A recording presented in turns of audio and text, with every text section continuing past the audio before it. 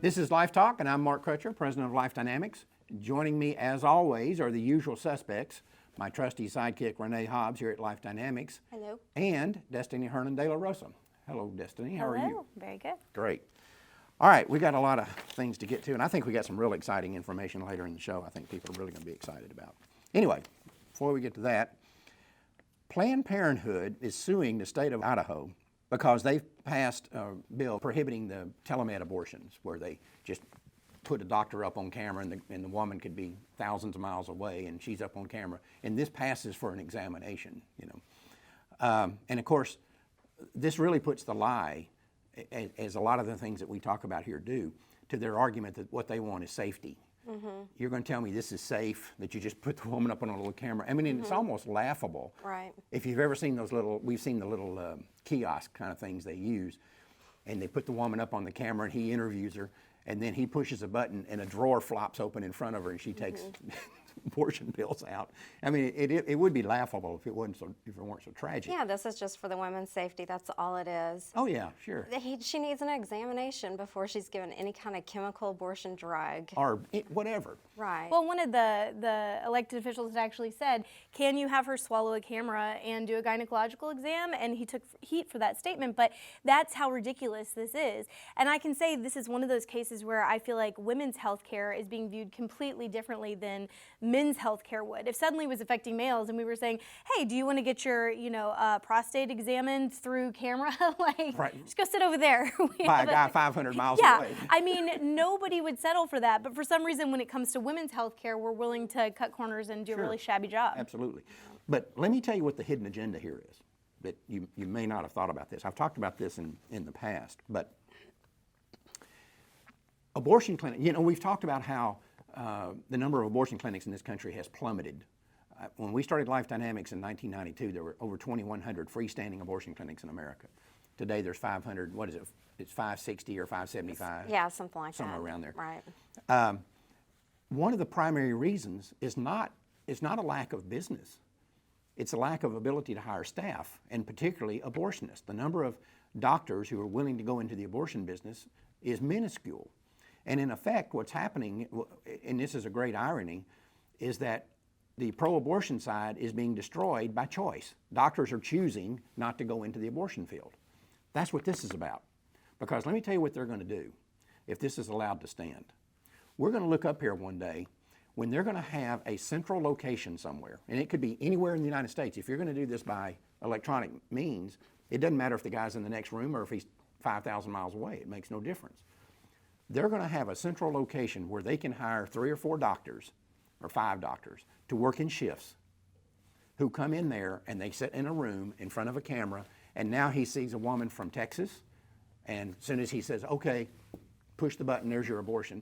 Oh, okay, now the next woman's from Florida, he's going to do the same thing. Mm-hmm. He could see 1,000 women in a day. Mm-hmm. That's what this is about.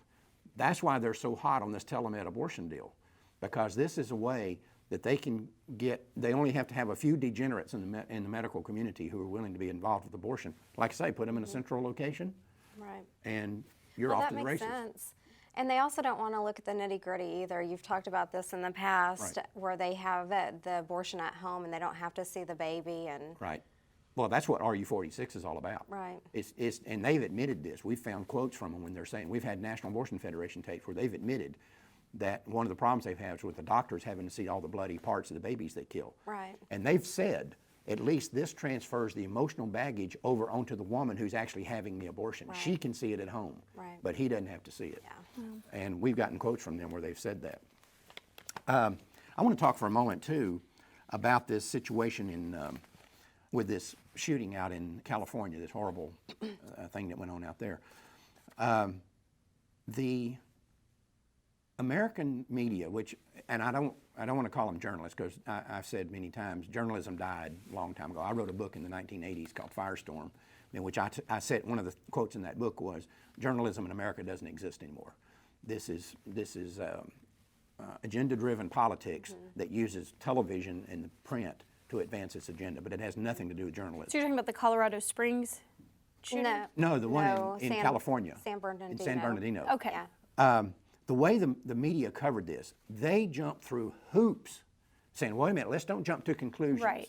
that these people are Terrorists. terrorists or they're Muslims. We don't even know that. Let's wait till all the facts are in. Right. But in But Colorado, then juxtapose that with Colorado Springs. shooting within minutes. It was the CMP videos. Right. It was the videos. It was the pro-lifers, rhetoric causing these people to go. And obviously, you look at this guy who did this shooting in Colorado. He's wacky. I Yeah. mean, you can tell by looking at him. You can tell by his history, all the things that he's done. But the media has tied themselves in knots over this thing in California, trying not to blame the people who did it, who we know for a fact did it. But one of the things that was tragic we need to point out here, there was a man named, and I hope I pronounce his last name right, Thalassinos, Nicholas Thalassinos. He was killed. He was one of the people killed there. And he was a very, very active pro-lifer. He worked with Choices for Life, and he was a prayer warrior for Choices for Life. He's a very active pro-life guy.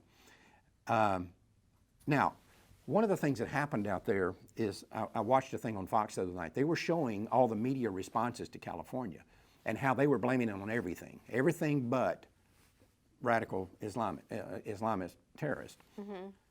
One of them, I couldn't believe this. I thought this was even beneath the standards of the American media, but I figured out nothing is beneath their standards or their buddies in the abortion lobby.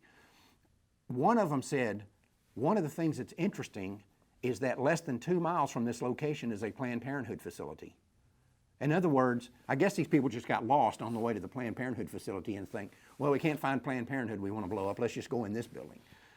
And they were making the point, or trying to make the implication here being that maybe these people were pro-lifers that did this, and they just did it within 2 miles. All I've heard about is how all the abortion facilities are shut down and it takes women days and days to get to them, but evidently they're popping up everywhere now that we have shootings, and we can find a location anywhere. The thing that got me about the Colorado Springs incident is obviously the guy is a madman. You are not pro-life if you go into any building and start shooting people. That's just against randomly firing, you're not pro-life.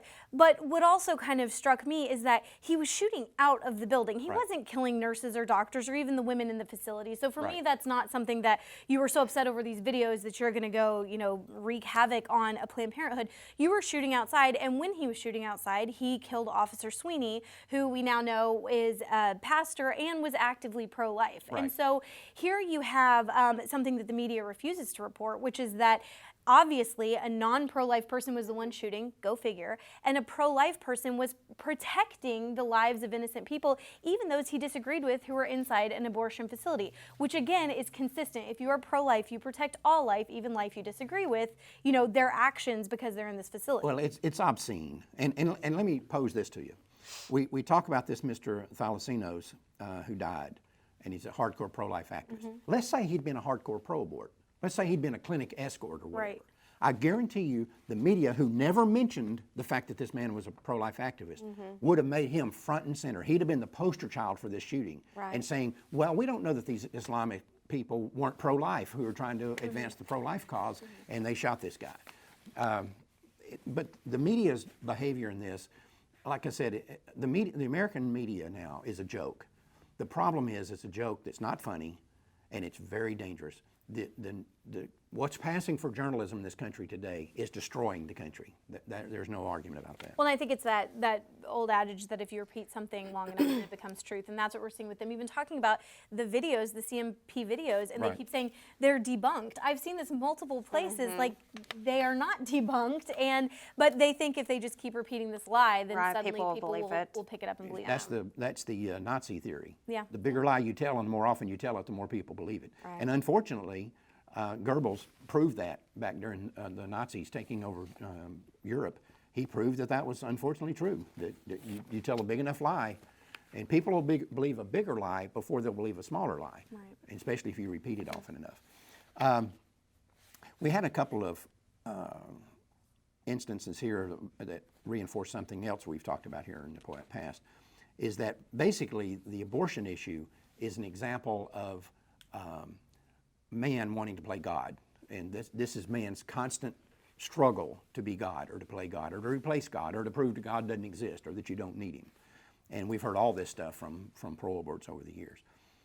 Now we have a situation in California of a IVF situation where they're using babies that they conceive in a petri dish and then implant some of them. And this doctor, after implanting this woman, and she was pregnant, he discovered that he had put the wrong baby in her, that she was pregnant with another baby, not hers or her, a result of her and her husband. And he basically tricked her into coming back in On a Sunday. And aborted her baby. Because I think he was seeing, hey, we got a lawsuit here pending. And you know how in my new book, Siege, I talk about in there about how the medical community very often uses abortion as a mechanism to cover up malpractice.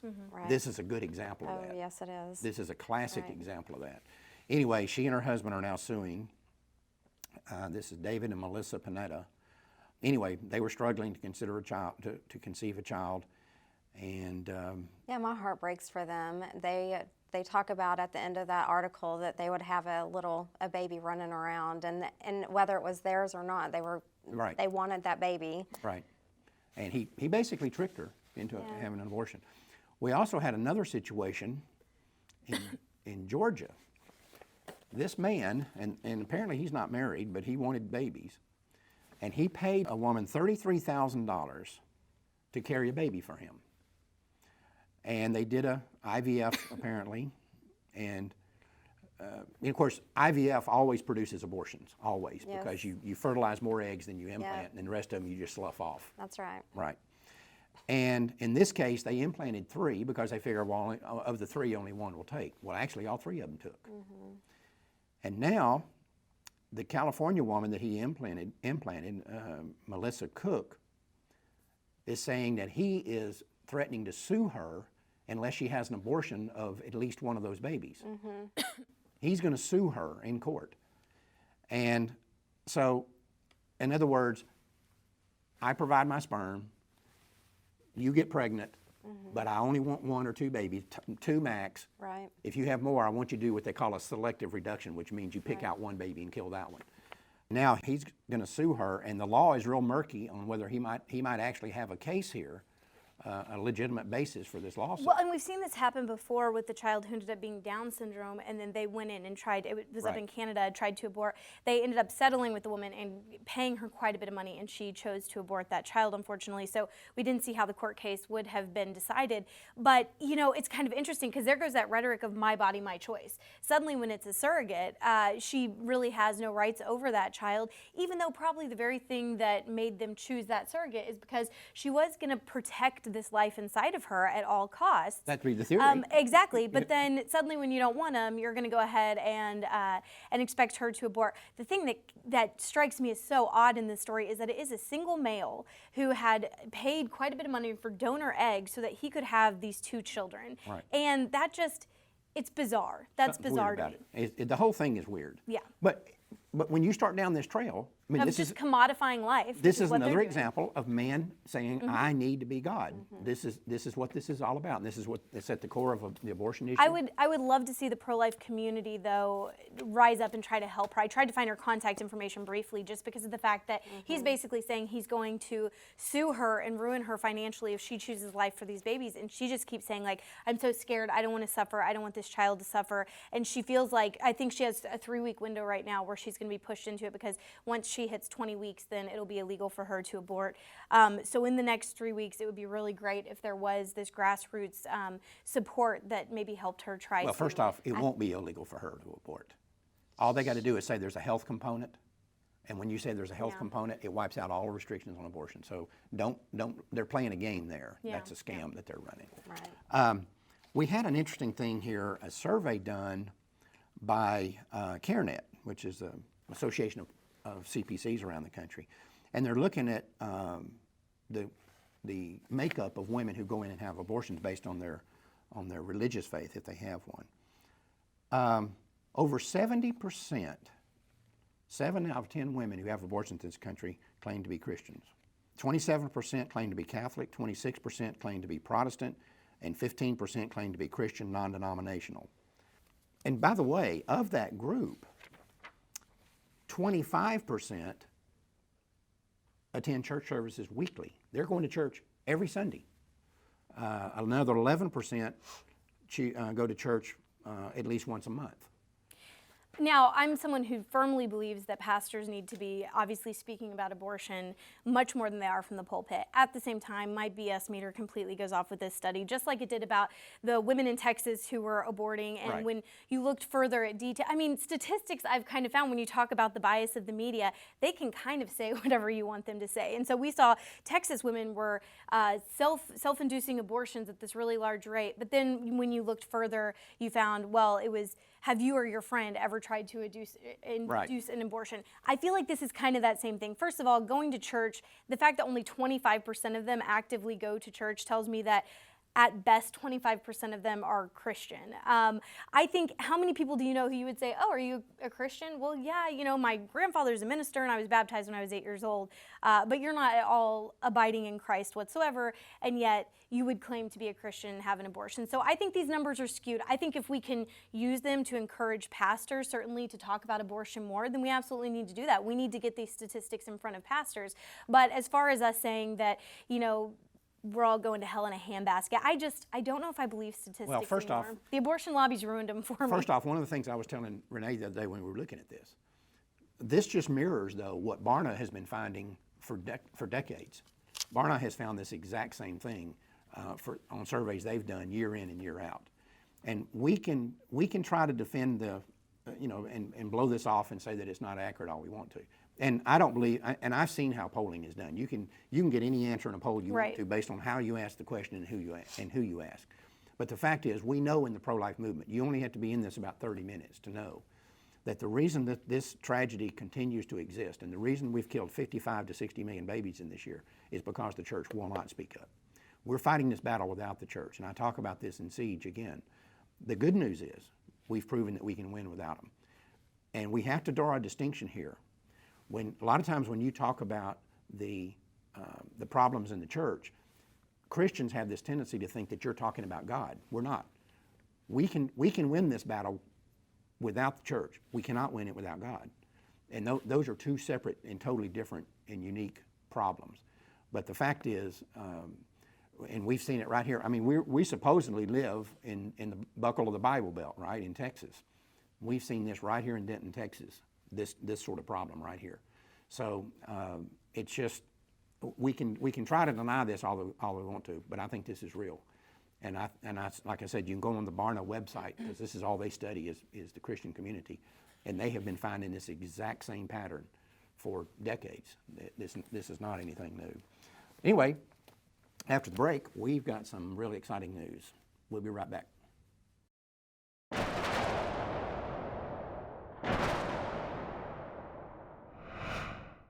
This is Ask Mark, and I'm Renee Hobbs.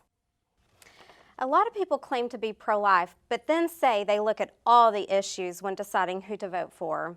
Many of them will even point out that most political offices have nothing to do with abortion. Are those people wrong? Well, yes, Renee, they are wrong. For people who truly believe that abortion is murder, a candidate's position on other issues should be irrelevant. The slaughter of children cannot be equated to any other social, cultural, or political issue. When you hear someone take this other issues position, imagine that instead of the unborn, it was his life or the life of his 5-year-old daughter that some political candidate was telling him it should be legal to snuff out. In that case, would he still be saying that he's going to look at all the issues when deciding who to vote for? It is also irrelevant that most political offices have no impact on abortion. If a candidate is a member of the Ku Klux Klan, voters will not ignore that just because the office he is seeking has no impact on racial issues. That principle should also apply in this case. People who support abortion are not morally qualified to serve in public office.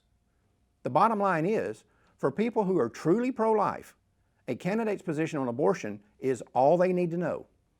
Politicians who are wrong on that issue are not morally qualified to serve in public office, and they cannot be right enough on every other issue to change that.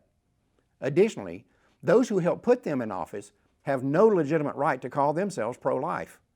Be assured that if over 3,000 born people were being slaughtered every day in America, no one would be saying that there are other issues to consider. That is a standard the born only inflict on the unborn. If you have a question for Mark or an issue you'd like to see addressed, you can contact me by calling the office or by email, Facebook, or Twitter. Welcome back. All right, before the, I've got a really exciting thing to talk about here, or I think it's exciting. You know, y'all don't. It is very exciting. Y'all don't have to think it's exciting, although you do. I do. All right, but first, we had a story that we didn't get to in the first segment, and that you thought we really needed to address. Yeah, so an Ohio State law student named Madison Otto, she recently wrote an article for the Washington Times that was entitled "The #1 Killer of Black Americans," where she talked about the disproportionate number of black women who go in for abortions as opposed to white women. And it's really, I mean, an issue that we all need to be waking up to. There is a target on the black community right now. So she writes this article and she starts getting kind of these vague threats on her Facebook page. So she takes it to the dean and really just wanted them to be aware that these threats were coming up. And I believe one of the exact quotes was like, the government cannot take action against you for your offensive and racist article, but your colleagues can. And so she didn't know if that meant physical violence or what exactly they were threatening. So she takes it to the dean. She gets called into his office, and it's not just him, but it's 3 of her teachers, I guess the dean and a couple teachers. And they go on to argue with her about the content of the article. So they weren't even taking this threat seriously. She said the article shouldn't have even been brought up. That's a First Amendment right. She obviously has the right to bring up an issue like this. And then in kind of what I felt like was a racist twist, they talked about the African American group on campus, how we should call them in and you should explain it to them. Well, the threat came from another white peer that she had. It wasn't even from anybody in this group. And so basically saying that she needed to defend these statistics that she was putting out there, that black women abort at a disproportionate amount. Which, by the way, we've proven. We have, and the fact that that's being called racist to point out how there's a target on the black community is absolutely absurd. Well, but this is typical. What we have seen in over the last, I'd say 4 or 5 years, what I call the godless left in this country has decided they cannot win in the court of public opinion. They cannot win there. So since we can't defeat the pro-life argument, or the conservative argument on most issues, since we can't defeat the pro-life argument, we got to keep the pro-lifers from making that argument. Mm-hmm. And this is part of the censorship. This is part of this. That's what this is all about. Mm-hmm. But I want you to imagine, let's just say she complained to the school that she was being the target of sexual innuendos mm-hmm. or mm-hmm. crude remarks from people, right? So she complains about that. And so they put together this little tribunal and they call her in. And instead of talking about that, they say, well, what are you wearing when this is going on? Or were you bending over? Or what were you showing? Or what were you saying that caused these people to do this? That's exactly what this is like. That'd be a perfectly parallel situation. In other words, this young lady apparently thought that she was going in to have some resolution mm-hmm. by the school to say, hey, this is not right. They were going to protect her, right, and keep her safe. Instead, they put the big magnifying glass on her. So rather than slut shaming, you say they're First Amendment right shaming, basically, basically, by making her defend what she's saying. And where are the black leaders standing up and saying, okay, you know, if we're not going to hear it from other people, even Ma'afa, you know, a great documentary that really did document all of these accounts of eugenics and of us trying to target African Americans after the civil rights movement. Tell me when else in the timeline of history you can have something like the summer of '63 where you saw huge leaps and bounds in civil rights success, and then by '73 we have legalized abortions and moved clinics into all the black neighborhoods. Right. But we're going to say that's not correlated in any way. Yeah, it's just a coincidence that that's happening. I think it's amazing that this girl's standing up for it and speaking boldly. And I mean, she's someone that hopefully we can have on the show at some point, because she really is uncovering something that we all need to be waking up to, no matter the color of our skin. Right, exactly. And you know, whether something is true or not isn't determined by the color of the skin of the person who says it. And that's what we need. We need to get beyond that. I thought that's what we were trying to get beyond as a society, is where we would look at somebody and say, you can't say that because you're white. Right. Or you can't say that because you're black. or you can't say that because you're Jewish, or you can't say that because you're Christian, or whatever. I thought we were supposed to be beyond that. The question is not what you say, it's whether it's true or not. Absolutely. That matters. That's the only thing that should matter here. You know, I think what we need to do on this particular situation, because I want to revisit this, I think we need to try to get this young lady on the show. Maybe for next show we'll have her come on and talk about this, because I think this is important, because this is how the godless left in this country is trying to shut off all debate. And it's particularly onerous on college campuses right now. They're trying to say, if you don't agree with our leftist, Marxist, godless, pro-abortion, pro-homosexual, pro-this, pro-that agenda, you cannot speak. It's not that we're going to disagree with you, we're going to keep you from speaking. And well, that's and the what this irony is about. they'll create a safe space for all of those issues, but when someone feels threatened because they spoke up on a pro-life issue, we don't have a safe space for you. Right, no, it's obscene. You know, you see, you're talking about this safe space. I first encountered that a few years ago, and with a college in Indiana, they were trying to prohibit a pro-life presence there, and we were trying to work with them legally. And they said, oh, we have a free speech zone for that. Well, shouldn't the whole college campus be a free speech zone? So do you have signs up that says you can speak over here, but you can't speak over here? Don't say anything over here, but you can say whatever you want to over here. It's obscene. And this is all being driven by the godless left. 100% of this is being driven by the godless left. If they can't win, at least they can shut down your argument. They can shut down your argument. All right. Now, as you guys know, and this is the project that I was talking about, one of the reputations that Life Dynamics has developed over the years is that we do the undercover work and investigations and sting operations inside the abortion industry. And we've helped out in training just a couple of people over the years to do this. One was Lila Rose, and none was James O'Keefe, who took down Acorn using those kind of tactics. And Lila, of course, has made a name for herself. She's very, very good at this. But I've been contacted many times over the years by people wanting us to help train them to do this. And they say, we don't understand how to do all this stuff, and how do we get these clinic workers to work with us to get information out of the abortion industry. And what we need to understand is how important this is. Every piece of information that we need in the pro-life movement to take down abortion, the abortion industry already knows. Every piece of it. If we simply knew all the things they knew, if we had their eyes for a while, every time we look at the way the polls change and how the American public becomes more pro-life, every single time the atrocities of the abortion industry are brought out into the public. Every time that happens, our poll numbers go up. And that's one reason we're winning this thing, because the godless left no longer controls. They no longer have a monopoly on the flow of information. When the internet came along, and again, this is something I talk about in Siege, the internet changed everything for the pro-life movement, because no longer were we subjected to basically the censorship of the American media. And so we were able then to start putting out these atrocities. But the problem is, in order to know the atrocities, in order to put out the atrocities and educate the American people, you have to know the atrocities. And I've been contacted, and as you know, I think you've been around when I've talked to some of these people over the phone, have called and said, we need you to help us, tell us how to deal with these clinic workers. We had a very good conversation a couple of months ago with a young lady who called us and was 180 degrees out in how she was going to deal with this clinic worker. And by the time the phone call ended, she agreed that, hey man, I never thought about all that. You're right, this is how we need to handle this. And we can get information from these people.